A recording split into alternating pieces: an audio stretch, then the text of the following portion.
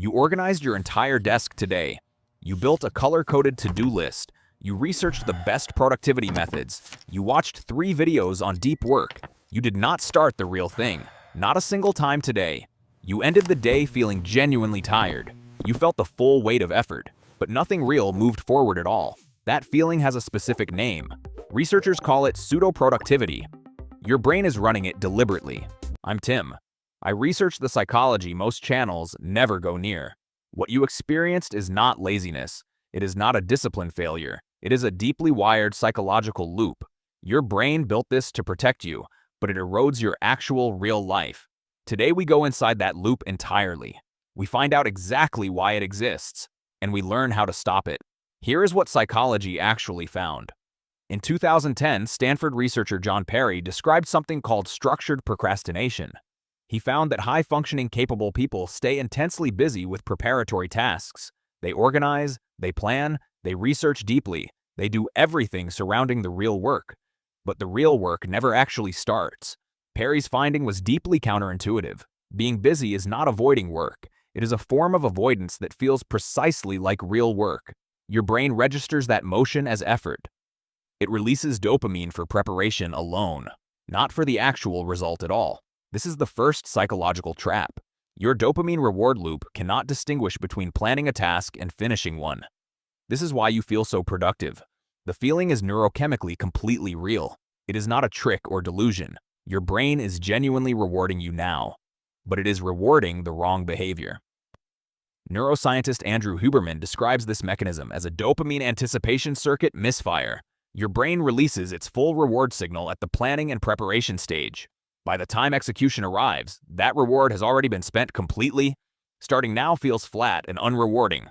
It feels hollow compared to planning.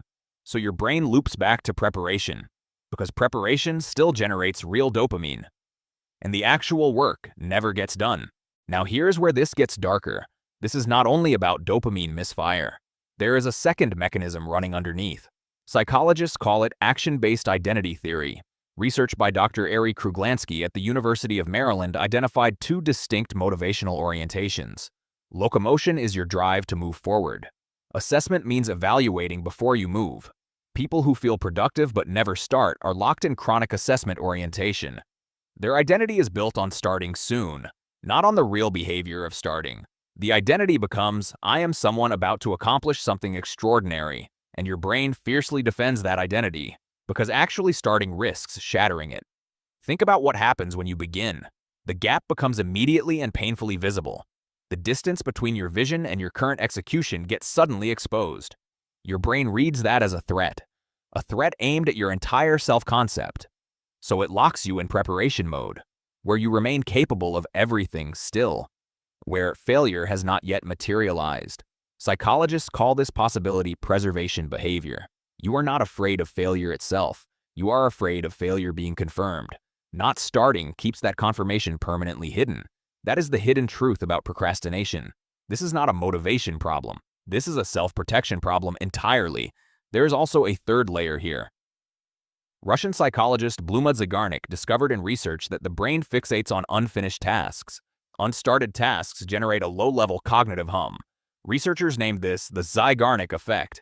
Your brain loops around the task mentally, planning it, rehearsing it, rearranging it repeatedly. This feels exactly like working on it. But the loop produces no real output. It is your brain trying to close an open file without opening the file. Mental planning becomes the mental activation, and your brain mistakes activation for progress. This is why you feel genuinely exhausted by work you never actually completed. You ran that simulation dozens of times. Your nervous system counted it as effort. Here is the counterintuitive reversal now. Everything psychology has confirmed points here. The feeling of readiness never precedes action. Readiness only comes after action begins. Your brain cannot feel ready before starting. It is biologically incapable of that sequence. The readiness signal only fires afterward, after your body is already physically moving. This is called the limbic friction threshold. Your prefrontal cortex is the planning brain. It can simulate action for hours endlessly. Your limbic system is the action brain. It only activates from genuine physical movement, not from intention alone ever, not from preparation of any kind, only from the first real physical step. This is why chronic planners stay frozen. They wait for a neurological signal that only arrives after the waiting stops. Starting does not follow readiness. Starting is what generates readiness itself. Your brain has had the sequence backwards. Every hour spent organizing before beginning reinforces your dopamine-based avoidance loop. You are training your own brain actively to reward preparation over real execution. The longer this pattern keeps running, the wider your limbic friction gap becomes. Starting genuinely gets harder with every delay. This is not about personal character deficiency. This is neuroscience of habit loop formation. People believe they need to feel inspired. They wait for the right mental state. They wait until the environment feels perfect. But that wait is the trap itself. Inspiration follows action, not prior readiness.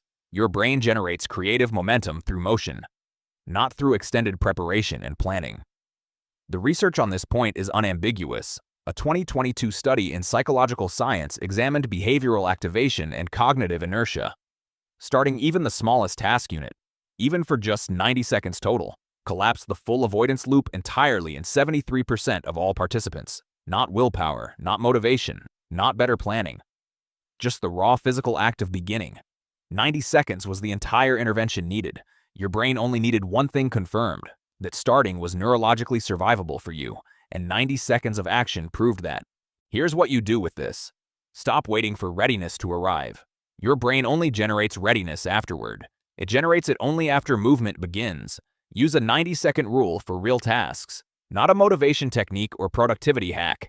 A neurological reset for your avoidance system. The moment you physically begin anything, even poorly, even imperfectly today, your limbic system registers starting as safe. The Zeigarnik loop begins to close immediately. Your dopamine circuit recalibrates toward real completion. Your prefrontal cortex stops endless assessment mode and begins actual forward navigation instead. You do not need more detailed planning. You do not need a better system. Your brain needs no more preparation time. It needs proof that starting is survivable. The only way to deliver that proof is to physically start right now. Next time your brain reorganizes instead, notice it is protecting you from starting. It is not productive. It is protective.